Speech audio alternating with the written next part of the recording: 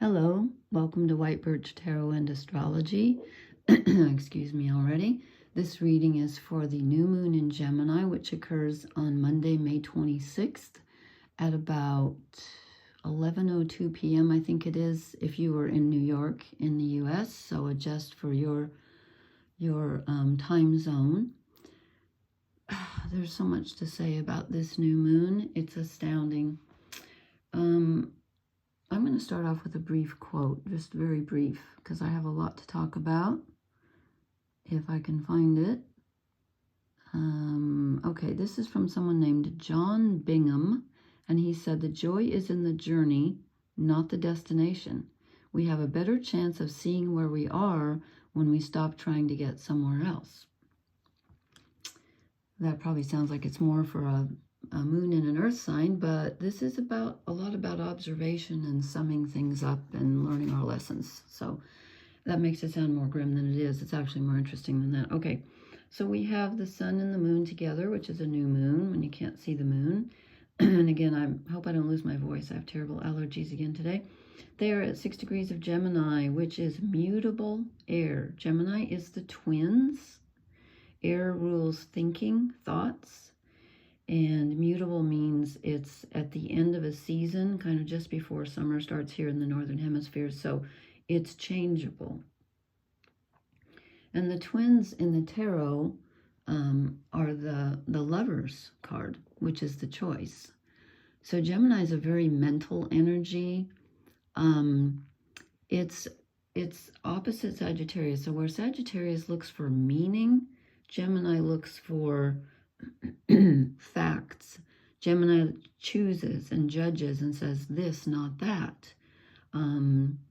Gemini's task, I think, to me, is to learn to be more about both and rather than either or. Because in my experience, and tell me if I'm wrong here, if anybody has Sun in Gemini, the people that I've known with Sun in Gemini, they're not very open to mysticism. They're usually more interested in science and facts.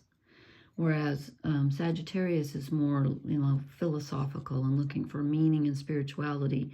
And Gemini focuses more on details. Sorry about that. I'm having a day. This is a really interesting new moon. Oh, gosh, my voice. I'm trying not to get frustrated. It's conjunct Mercury. Mercury's at 2 degrees. The sun and moon are at 6 each. And Uranus is also in Taurus here at 27 degrees. So he's close. He's definitely conjunct Mercury. Let's see, that would be 2, 8. Yeah, you know what? 9 degrees.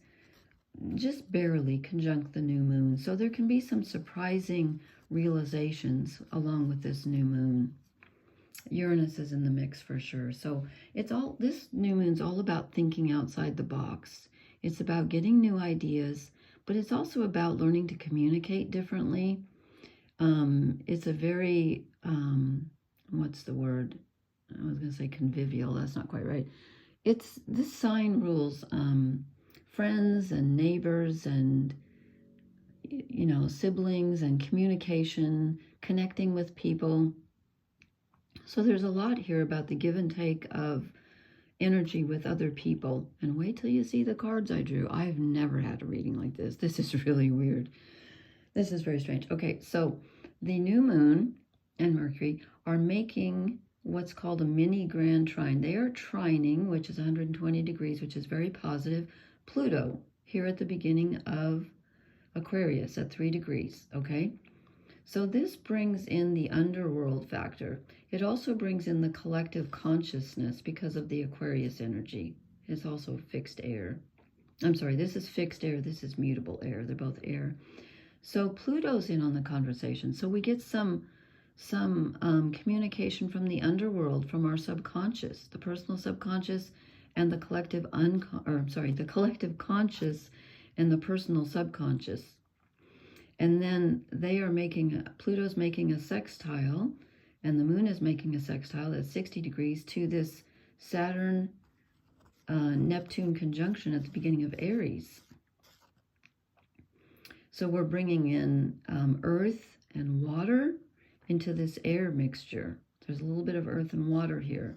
So we have the Lord of Karma and time and reality here with the Lord of the ocean, the collective unconscious, which rules dreams and imagination, and this is reality. So reality and imagination are together here, which can be very confusing, but they're in good conversation with the moon. So a great time to listen to your dreams, write them down, try to analyze them. Great time to be creating something. You know, bringing things into manifestation. I talked about this when I did the Pick a Deck reading. And I talked about this when I did, what was the one I did before that?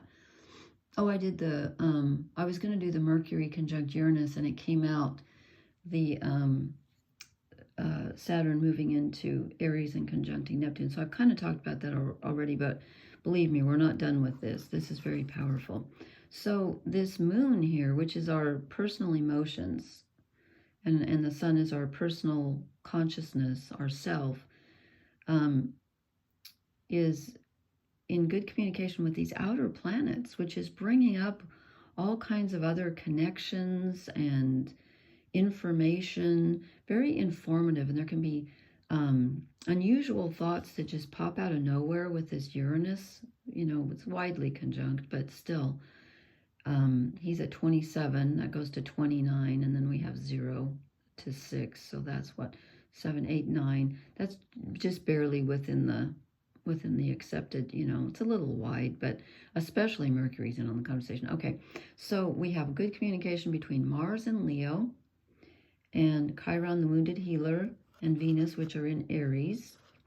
They're connected, they're conjunct. Okay, so our wounded part of ourself is sort of being mothered by Venus. There could be a lot of support for you at this time, whether it comes from other people or from your own self. It's a great time to practice self-compassion, self-love, and take care of yourself on a very real level.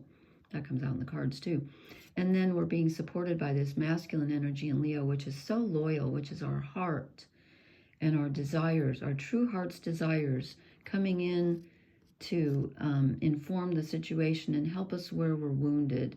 And you know, you can find people that care about you at this time, even if it's just your own self. It's like parenting yourself with the masculine and the feminine energies. And here's our inner child that's been wounded. The only the only object that's making uncomfortable aspects right now, oddly, is Black Moon Lilith, who's the ostracized and shamed feminine, and she's making what's called an inconjunct, which is 150 degrees. It's also called, what's it? The other one is, oh gosh, I know, whoops, knocking off my iPad. Just left my mind, but anyway, 150 degrees is an uncomfortable aspect to the new moon, and she's exact here. So there's something that we need to take a look at, where the quote receptive, I was going to say quote feminine, the receptive part of ourselves, the quote feminine part has been ostracized and kicked out. That needs to be brought back into the emotional self, because the self just in general, because she's feeling a little left out here. She's also not in great conversation with Pluto, the Lord of the underworld, and our personal subconscious. So there's something knocking around that wants to be heard here. Something, quote, feminine, which means receptive rather than creative. Some intimate part of ourselves in Scorpio, which rules our personal subconscious because it's ruled by Pluto. So there's a real connection here. Strong energy, but it's tense. We also have a little tense aspect here between Jupiter, who rules Sagittarius. He's the god of luck and expansion and optimism. He's in a square with the North Nodes, our path forward. So we might be feeling a little bit like there's not much hope or faith right now about our path forward. We're like, just not sure where to go. And reality seems really nebulous because of this connection. Well, this mini grand trine will help us with this, because it will give us ideas. It will give us some structure, some ideas, some imagination. And let me show you the cards. I have never pulled a reading like this in my life. Okay, I drew 8 cards. Out of 8 cards, we have 6 court cards, 3 kings, 2 queens, and a knight.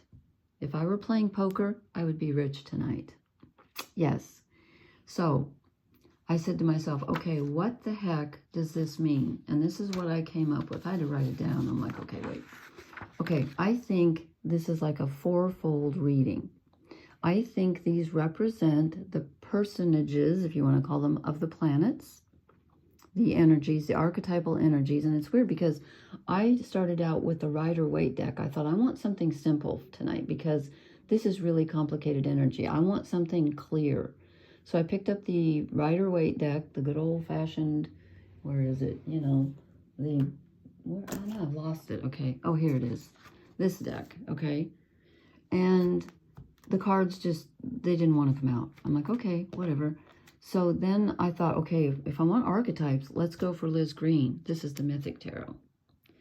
So I think these are the gods and the goddesses. Hold on, let me put that on about. I don't know if that makes it blurry or not. Is that clear? We'll see. These are such long cards. I also think it's parts of ourself, like different characters within us, parts of our personality. I also think it's people in our environment that are reflecting back to us parts of ourselves and teaching us lessons. And I also think it's people from our past, including our ancestors. But any relationship that you had with anyone in the past, it's like what we've learned from all the people we've known and all those voices in our head. Gemini is about communication, voices, conversation. Wow, I've never had a reading like this. So overall, I would say the new moon in Gemini is the beginning of new ideas, thinking outside the box, entertaining new ideas and new thoughts. It's about being curious. It's about being discriminating. It's about marrying our thoughts with our emotions because the moon is emotional. And it's about choices.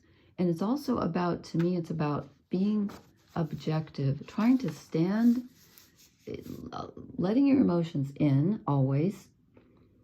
But it's about stepping away from them and trying to get an objective look at them and saying, okay, where did I get this idea? Where did I get this emotion? Why am I doing this emotional pattern? Why am I attached to this outcome? What draws me to this? You know what I mean?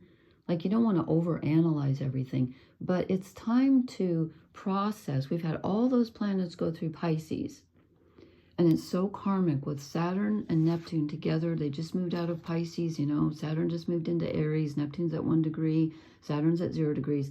Now it's time to take a look at what we've been through with all this Pisces energy and process it on a mental level and an emotional level with the moon in Gemini, new moon, okay? Okay, so let's see if I can unpack this. I had to take notes. I'm like, oh my God, this is ridiculous. 2 queens, 3 kings, and a knight. We start out with the Queen of Pentacles. Is that blurry? I'm going to go up one. Okay. That's clearer. Okay. The Queen of Pentacles. Okay. She's Earth. She's about being generous, nurturing, grounded. We need to be grounded at this time. There's not a lot of planets in Earth. We have Uranus, which is, of course, you know, not the most stable of planets. And who else do we have in Earth? It says 2 on my, the south nodes are in Virgo, which again, we're supposed to be letting go of. So anyway, she's about taking care of ourselves, staying grounded, being generous, being loving, being nurturing to ourselves and others. Okay, this is the part of us that needs to stay grounded and take what we've learned and turn it into reality with Saturn in Aries. Okay, this is about manifesting.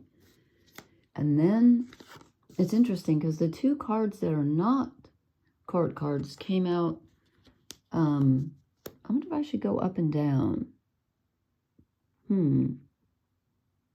I don't think it matters, actually. Okay. But it's interesting that the 2 cards that are not court cards are above and below each other. Okay, we get the 6 of Pentacles.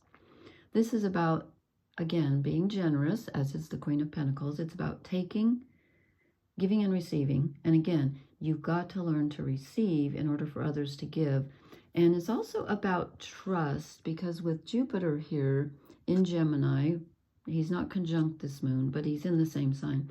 This is about having faith that things will turn out, because, you know, Gemini energy can be kind of not disorienting, but not cynical exactly. But I started saying, and I don't know if I ever finished my statement, did I, about the people I know with Sun in Gemini are very science-based. They're not mystical. Now, maybe I'm wrong about that, because everyone's different.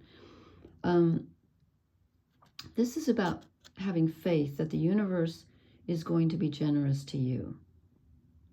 So this is getting in touch with our inner Jupiter, sort of, if that makes any sense. And it's also about finding balance between giving and receiving, between, you know, the yin and the yang, the creative and the receptive. And then we get the King of Cups. Okay, I think this is Neptune. And in a way, the King of Cups is kind of like a wounded healer, because he's been through it all on an emotional level. And he's about allowing your emotions to come in. He lets the water, it's kind of choppy, he lets it be. He's not afraid of it. It's about confronting your emotions and letting them be. He's a very compassionate person, but he's also been through the mill himself. And so he's kind of wounded, and yet he understands. Because, you know, you really can't be compassionate unless you've been there yourself. Or can you? I don't know, you tell me. I think it helps if you've experienced a lot yourself. So he's here to ground us, to be the father that, you know, holds the child that's crying or whatever, and be in control of our emotions without being stark about it. We're not saying, oh, stop, you know, stop doing that or stop crying. No, no, no. He's not like that. He's saying, go ahead, let it out. I'm here for you. But we don't have to get swept away. But we're going to take a look at our emotions, and we're going to let them be. But we're going to feel them, but we're going to take an objective look with this moon in Gemini also. Okay, then the next king I get is the King of Wands. Okay, he's the guy who does things. He's really good at getting things done and controlling his actions. He controls his anger. He controls his desire. He has a lot of faith. He's very spiritual. And he's a leader. So this is, you know, let's see, if I'm trying to think who in the sky right now would I call this. Well, we've got, I think this might be the Venus and Mars energy in the fire signs, because he's definitely fire. He's also Jupiter in Gemini, because Jupiter rules Sagittarius, which is fire, even though Jupiter is in an air sign right now. This is just about, you know, controlling our actions. So we need to control our emotions. And again, when I say control, I don't mean like say, oh, I'm not going to feel this, I'm going to push this down. Not that at all. You allow them to be, but you don't let them run away with you. But you definitely allow them to be. And he allows his desire to be here. But he's not controlled by it. Okay, he controls his desire, not the other way around. He uses it as fuel. Okay, then the next king we get, look, 3 kings in a row. We 3 kings of Orient are my favorite holiday song. I love that song. It just moves me. I don't know why, but it does. So we got 3 kings. The King of Swords, okay? Now this would be, if I had to say, this could be Jupiter and Gemini, and it doesn't have to be, you know, one of the planets right now. This could be Uranus. But the King of Swords is about broadening our vision, having a new perspective, which goes right along with the new moon in Gemini. And sometimes he can be about having new ideas that break old paradigms. I know he doesn't look like it because he's got the scales of justice. He wants his emotions, or I'm sorry, his thoughts to be balanced. He's about balance. But with this new moon being conjunct Uranus widely, I think we could have some new thoughts come in that break apart old patterns. But this man expresses himself well. He expresses his truth. He's got the sword of truth. He's great at planning things. But it's about having a new vision with the new moon in Gemini. new vision, new plans, new perspective. But he's grounded because he's the king. So we don't get swept away by these ideas. Okay, we balance them before we act on them. We're very careful in our actions. We're careful of all of this. Okay, right under the Six of Pentacles, which is giving and receiving, we have the Two of Cups, which is about the union between the opposites. This is very similar to the Lovers card, which is the Gemini card in the deck. So this is kind of a mini Gemini card. This is about marrying thoughts and emotions, opposing ideas. It's about balance and harmony. He's bringing her, something that she needs to free her. And let's see, I wrote some notes about this. I think this could be the balance between Saturn and Neptune at the beginning of Aries too, because they're so different. So here we have the masculine and the feminine, or the creative and the receptive, and they're coming together. And it's time to balance that. The sun and the moon are opposite, but when it's a new moon, they're together. Okay, and then here comes, I was waiting, I thought we're going to get some incoming sudden mental energy. Here it is, the Knight of Swords. Now this is Gemini. This is literally the card for Gemini. These are the twins, Castor and Pollux. I almost said Castor and Pollux, never mind. Sorry. Anyway, so this is truly about new ideas coming in and changing things. In fact, I just read my notes here. I was reading the Knight of Swords for the Two of Cups. I think I already said this. The negative side of the Knight of Swords can be a little bit obsessive, and sometimes it can be about thinking like getting stuck on old hurts and stuff. And it can also be about like jumping to conclusions, like they rush in too fast. Fools rush in where angels fear to tread. It can be a little bit like too quick to make up your mind. So I think that's one of the reasons why we get all of these high court cards. The kings and queens is telling us, stay in control. Don't let these new ideas, which are going to come in with Uranus here and Mercury. Mercury's right with the sun and moon. You're going to be full of ideas. Don't let them run away with you. Don't run after a wild hare. Make sure it's grounded. With Saturn, in the beginning of Aries, we have to make sure we're grounded. Then we end up with the Queen of Cups. Okay, this is listening to our hearts, following our soul's desires, being intuitive and empathic. This can be new feelings coming up that we haven't felt before. This could be that Pluto trine involved in the, this mini grand trine that we have, the subconscious. So we're getting in touch with something very deep on an emotional level. It's time to process all of that stuff that got generated with all those planets moving through Pisces, especially at the last degrees of Pisces. So much was going on under the surface that now is starting to bubble up into our consciousness. Now we can work with it. Now we get to take a step back and process what we've learned, and then that gives us the general idea of what we want to do with it. But first we have to process it and learn it. Okay, Gemini's all about learning and being curious and looking at new ideas and getting a new perspective. So that's our job now. Then I drew 2 shadow cards, and wait till you see the fairy card. It's perfect. Okay, we get the star, and I'm reading this as, with Jupiter having been in Gemini so long, it doesn't like to be in Gemini. It feels a little limited there, and I think our hope can feel limited, and we can feel stuck in the mundane. And I think that's what this is. It's telling us it's time to revive that lost hope and that lost faith. It's not all about, losing my voice, it's not all about just the day-to-day details, even though it's felt like it for a long time, because more's been going on under the surface. And I also draw the devil. Now, if this isn't breaking out of old thought patterns and old emotional patterns, I don't know what is.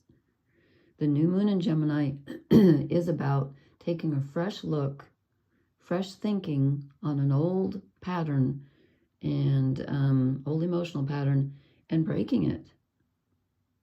Yeah, I asked, what's holding us back? And I get the Star, loss of faith, and the Devil, old emotional patterns keeping us stuck. Okay, then, I love this. I was sitting in the living room tonight thinking about the new moon in Gemini. Apologize for my voice. And I was thinking about something that happened to me last November, where I literally took a nap, woke up, looked around, and everything looked different. And then I realized, nothing's different. You're different. It just happened. Boom. That's what this card is. The returning. I'm going to read from the book if I can read. This is about walking into a room that you've been in a million times, and all of a sudden, everything looks different. But it all looks the same. So you're like, why is it different? Because you're different. The returning. This card, I'll probably cry. I don't know, because it had to do about with my husband. Okay. My late husband. Profound change, new perspective, understanding. If this isn't new moon in Gemini, I don't know what is. What is the returning? Is it the end? Hardly. There is no end in fairy. Where has this fairy been? What has she seen and what has she brought back with her? A pearl of wisdom? A unicorn horn? What tales will she tell you? Gemini loves to tell tales. I don't mean lies. I mean stories. They love the story. The paths you follow flow into each other, and an end of one path is the beginning of another. That's the end of all those planets in Pisces going into Aries. As you journey deeper into the heart of the realm, the returning, which by the way is the last of the deck in this fairy deck, the returning is coming home, coming back to a place that is no longer only where you started from, but somewhere much more profound. Oh crap, I'm going to cry. You can't return and expect things to have remained the same while you were away. Wow, this is about me moving home too. I've been gone for 33 years. Okay, sorry, throwing my own stuff in here. How silly of me. Everything shifts and changes, moving on and metamorphosizing into something new. If you draw the returning, think about what it is that you really wish to change in your life. As you sit with the returning before you, visualize what would happen if you just walked out of the room for a moment and upon returning found that your understanding of a present situation had changed in a profound way. What would it take to make that change happen? What could you do? How would you need to feel to shift your perspective? Sometimes by taking a moment to return to where you are now, you will be able to see the moment with greater clarity and insight, and the next step on your ongoing journey will become clearer as well. Finally, we have waited so long, people. I kept telling you that we were stuck. We had the hanged man, the hanged man, the hanged man. And it was from all that Pisces energy. And now Saturn and Neptune have temporarily moved into Aries until I think, what is it, September, the end of September, I think, for Saturn, and mid-October for Neptune. And then sometime in January, they go back into stay in Aries. So we are finally starting to get some glimpses of what lies ahead. We're not quite moving yet, but we're making a plan. We're finally getting a glimpse of what lies before us and how things have changed. And when I say things, I mean us, which changes everything. Because if you change, everything changes. Trust me on that. It really does. Okay, please leave me a comment. Let me know how this resonates. Let me know how this new moon is treating you. And please hit the like, share, and subscribe buttons. And I will talk to you later. Thank you so much for listening. Blessings. Good night.